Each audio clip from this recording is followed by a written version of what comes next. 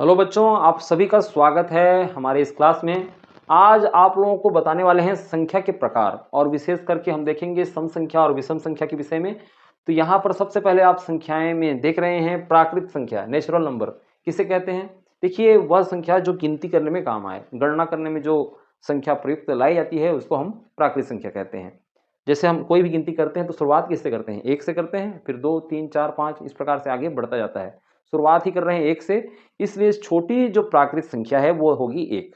और अधिकतम अधिकतम कोई इसकी सीमा नहीं है, अनंत है। ठीक है, तो गिनती में उपयोग की जाने वाली सभी संख्याएं प्राकृतिक संख्या कहलाती है। जैसे कि यहाँ पर एग्जांपल है 1, 2, 3, 4, 5, 6, 7, 8 और ये डॉट डॉट यही कहता है कि आगे और ये चलेगी। ठीक है, अब आते हैं सम संख्या। अब प्राकृतिक संख्या तो आपको समझ में आ गया होगा, अब सम संख्या में आते हैं। ये जो हम प्राकृतिक संख्या में हम जो देख रहे हैं, जिसमें 1, 2, 3, 4, 5, 6 ये अनंत संख्याएं हैं, इसमें से ऐसी संख्याएं जो 2 से विभाजित हो जाती हैं, 2 से विभाजित हो जाती हैं, उन्हें हम सम संख्या कहते हैं।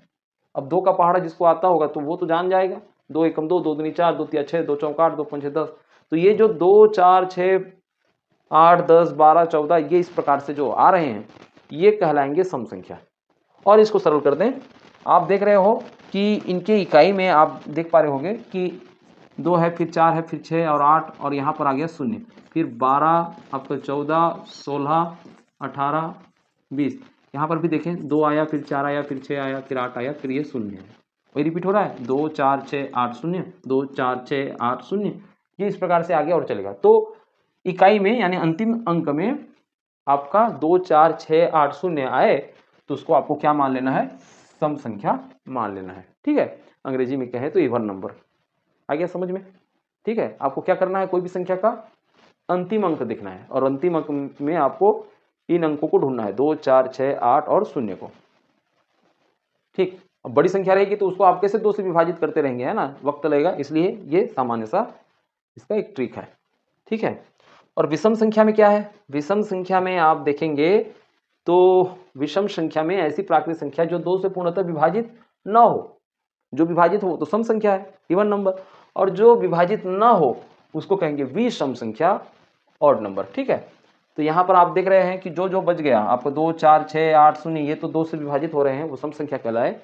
यहाँ पर 1, 3, 5, 7, 9 ये बचा हुआ है, ये विषम संख्या है।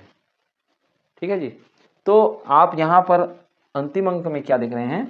1 देख रहे हैं, 3 देख रहे हैं, 5 देख रहे हैं, 6 देख रहे हैं, 9 देख रहे हैं। आगे जो 11 आएगा, 13 आएगा, 15 आएगा, 17 आएगा, 19 आएगा। ठीक है, यहाँ भी अंतिम अंक में देख रहे हैं तो 1 है, 3 है, 5 है, 7 है, 9 है। तो इन अंकों को भी आप याद कर लीजिए। जिस संख्या के अंतिम अंक यानी इकाई में 1, 3, 5, 7, 9 हो वो विषम संख्या कहलाएगी। स्पष्ट है? ठीक, आगे हम देखें पूर्णांक संख्याएं, धनात्मक, ऋणात्मक और जीरो मिलकर के संख्याएं पूर्णांक संख्या होती है। ऋणात्मक भी होना चाहिए, शून्य भी होना चाहिए और धनात्मक भी होनी चाहिए। तो यहाँ पर जैसा कि एग्जाम्पल में आप देख पा रहे हैं, ऋण 3 भी है, ऋण 2 भी है, ऋण 1 भी है, शून्य भी है, 1, 2 और ये डॉट डॉट दिया है तो आगे भी है ना। तो ये सब क्या कहलाएंगे? पूर्णांक संख्याएं कहलाते हैं। इसके पहले आपको हमने नंबर लाइन तो बताया ही था। नंबर लाइन जो आगे पीछे ये तीर का निशान रहता है, तीर का निशान क्या कहता है? ये आगे और बढ़ेगी, है ना। हमारे पास जगह है नहीं, बीच में हम शून्य डाल दें और आपके दाईं ओर धनात्मक पूर्णांक को रखते हैं, 1, 2, 3, 4 और ये अनंत है। और इसी तरीके से बाईं ओर ऋण 1, ऋण 2, ऋण 3 और ये भी इधर अनंत रहता है। यानी दोनों तरफ इसका छोर नहीं है, न कोई छोटी संख्या है न कोई बड़ी संख्या है। हाँ, इतना जरूर आप बता सकते हैं, दो संख्याओं की तुलना करना रहे तो जो बाईं ओर रहे वो छोटी अंक रहेगी और जो दाईं ओर रहे राइट साइड में वो बड़ी संख्या होगी। ठीक है, तो ये आप बता सकते हैं। बाकी आप सबसे छोटी पूर्णांक संख्या या सबसे बड़ी पूर्णांक संख्या ये बता नहीं सकते क्योंकि दोनों तरफ असीमित है। ठीक है, धनात्मक संख्याएं 1 से लेकर अनंत तक की सभी धनात्मक संख्याएं धनात्मक पूर्णांक है, जैसा कि +1, +2, +3, +4, +5 ये लिखा हुआ है।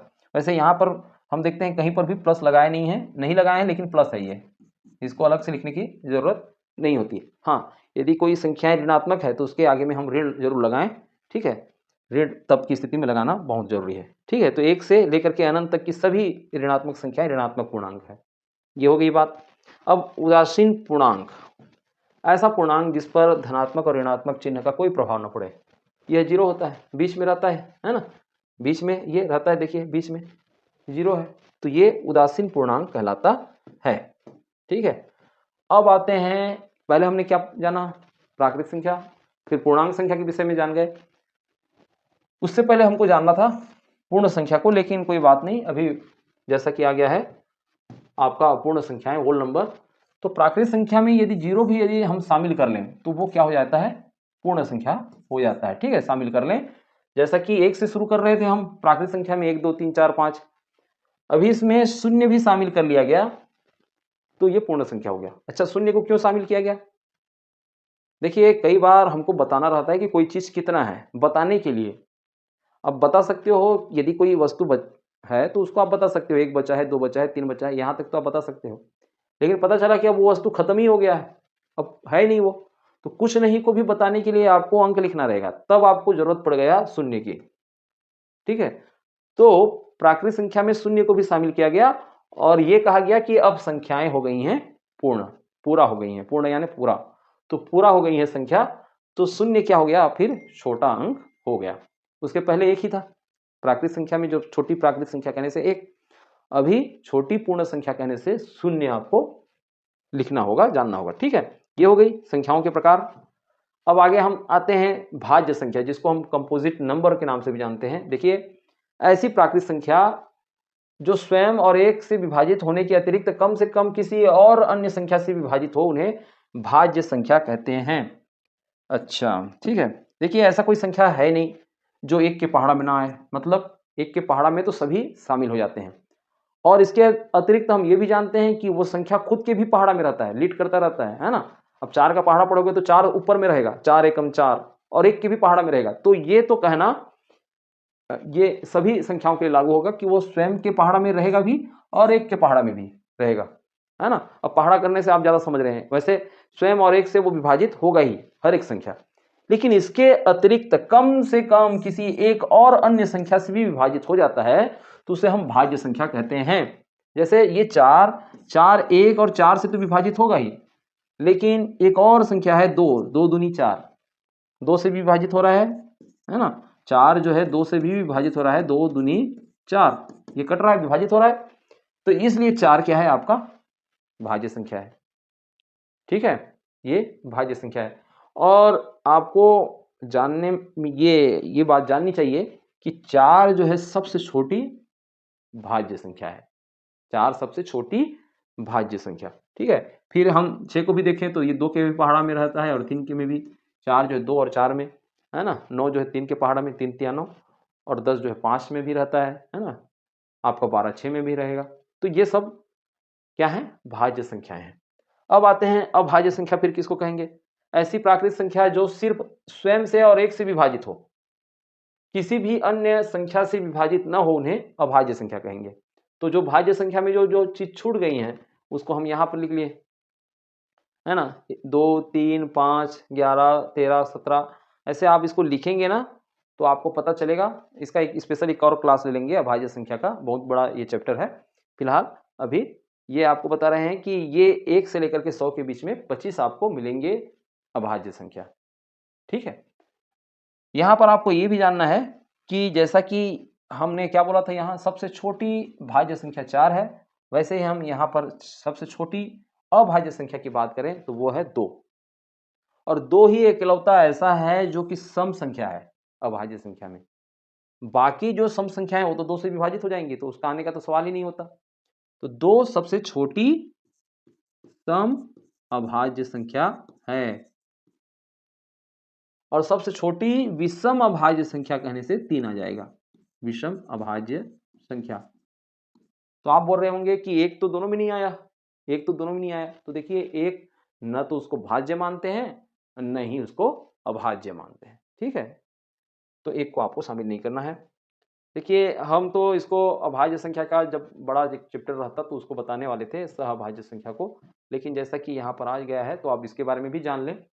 सह अभाज्य संख्या क्या है, देखिए कम से कम 2 अभाज्य संख्याओं का ऐसा समूह जिसका HCF 1 हो तो सह अभाज्य संख्या कहलाती है। ठीक है, यहां पर 5 7 और 2 3 का उदाहरण दिया गया है। माने हम देख रहे हैं कि ऐसा कोई और भी इनका गुणनखंड नहीं है जो कि साझा हो 1 के अलावा, है ना? इसलिए दोनों क्या हैं, सह-अभाज्य संख्याएँ हैं। यहाँ पर यदि 5 और 4 भी आता तो दोनों भी एक दूसरे के क्या होते? सह-अभाज्य संख्या होते। आप बोलते कि सर ये तो 5 जो है अभाज्य संख्या है और 4 जो है भाज्य संख्या है। 4 कैसे इसको सह-अभाज्य में जोड़ रहे हैं? देखिए इसका गुणनखंड आपका 1 और 5 तो रहेगा ही। 4 का क्या रहेगा? 1 रहेगा, 2 रहेगा और 4 रहेगा। ठीक है? तो 1 के अलावा कोई भी ऐसा एचसीएफ नहीं है जो दोनों में शामिल हो। महत्तम समापवर्तक नहीं है 1 के अलावा जो दोनों में शामिल हो। तो ये दोनों ये जोड़े 5 और 4 क्या हो जाएंगे? सह-अभाज्य संख्या कहलाएंगे। ठीक है? देखिए जब भी आपको सह-अभाज्य संख्या बताना रहेगा, आपको इकलौता कोई अंक नहीं रहेगा, उसके साथ एक और संख्या रहेगी। दोनों को जोड़ करके आपको बताना है कि दोनों में ऐसा कोई गुणनखंड है क्या, जो दोनों में शामिल हो? और जब आपको पता चले कि ऐसा कोई गुणनखंड नहीं है, तब वो सह-अभाज्य संख्या कहलाएगी। एक तो सबका रहेगा ही, है ना? आगे हम देखें इसी पर परिमेय संख्या। ऐसी सभी संख्याएं जिसे p बटे q के रूप में लिखा जाता है उन्हें परिमेय संख्या कहते हैं। q हर का मान 0 नहीं होना चाहिए, मतलब ऐसा नहीं होना चाहिए आपका कि 5 बटे 0 लिखा, है ना? 5 बटे 0 लिख दिए और ये ऊपर का है p और नीचे का है q, माने p आपका अंश है और q जो है आपका हर है, तो हर आपका 0 नहीं होना चाहिए। ठीक है? हाँ, यही यदि संख्या ये 0/5 हो जाए तो चल जाएगा। 0/5 का मान रहेगा आपका 0, ठीक है? लेकिन 5/0 इसका मान नहीं रहता, अनिश्चित रहता है, तो इसलिए 5/0 ये अपरिमेय संख्या कहलाएगी। परिमेय संख्या के लिए आपको ध्यान देना है कि q का मान 0 नहीं होना चाहिए, बाकी आप कुछ भी कर लें, ठीक है? जैसा कि यहाँ पर 5 दे दिया है, आप तो बोल रहे हैं कि बटे की संख्या ही होता है, तो हम 5 को हम 5/1 के रूप में लिख सकते हैं। 5/1 के रूप में इसको लिखा जा सकता है, तो इसलिए वो परिमेय संख्या होगी। ठीक है? अपरिमेय संख्या ऐसी संख्या है जिन्हें p बटे q के रूप में नहीं लिखा जा सकता और इन्हें मुख्यतः यहाँ पर देख रहे हैं कि ये वर्गमूल के अंदर लिखा जाता है और कभी भी उनका पूर्ण वर्गमूल नहीं निकलता, अपरिमेय संख्या कहते हैं। ठीक है? यहाँ पर भी दिया हुआ है आपका एक परिमेय संख्या में वर्गमूल 25, तो वर्गमूल 25 का वैसे मान होता है 5 और 5 एक परिमेय संख्या है। लेकिन यहाँ पर जैसा कि वर्गमूल 3 है, इसका मान ऐसा 1.72 इस प्रकार से कुछ आता है ना? 732 ऐसा कुछ। तो एक क्या कहें, इसका पूर्ण वर्गमूल नहीं निकाला जा सकता वर्गमूल 3 का, इसलिए ये अपरिमेय संख्या है। 105 है, 11 है, 17 है, ये वर्गमूल है। ठीक है? तो ये क्या हो जाएगा? अपरिमेय संख्या हो जाएगा। ठीक? यदि इसी में हम देखें कि ये 64 रहता तो फिर इसका वर्गमूल निकल जाता 8, 8 का ये वर्ग होता है ना? तो 8 आ जाता तो फिर 8/1 उसको परिमेय संख्या के रूप में लिख सकते थे। तो वर्गमूल 64 आपका परिमेय संख्या है, लेकिन बाकी जिनका पूर्ण वर्ग नहीं निकलता ना, तो वो अपरिमेय संख्या कहलाता है। ठीक? वास्तविक संख्या, परिमेय और परिमेय संख्या को सम्मिलित रूप से वास्तविक संख्या कहते हैं। इसमें सभी शामिल रहेंगे। जितने भी संख्या हैं वो सब वास्तविक संख्या है। तो इसको ठीक है? अवास्तविक संख्या मतलब यहाँ पर देखिए ऋण 2 का वर्गमूल, ऋण 5 का वर्गमूल इस प्रकार से आया है, तो एक काल्पनिक संख्या है, ऐसा कुछ होता नहीं है। इस पर हमने एक वीडियो भी बना दिया है, आप उसको भी जाकर के देख सकते हैं, उसका लिंक हमने दे दिया है। तो आशा है आप लोगों को सारा कुछ क्लियर हो गया होगा। हम मिलते हैं अलग से क्लास में।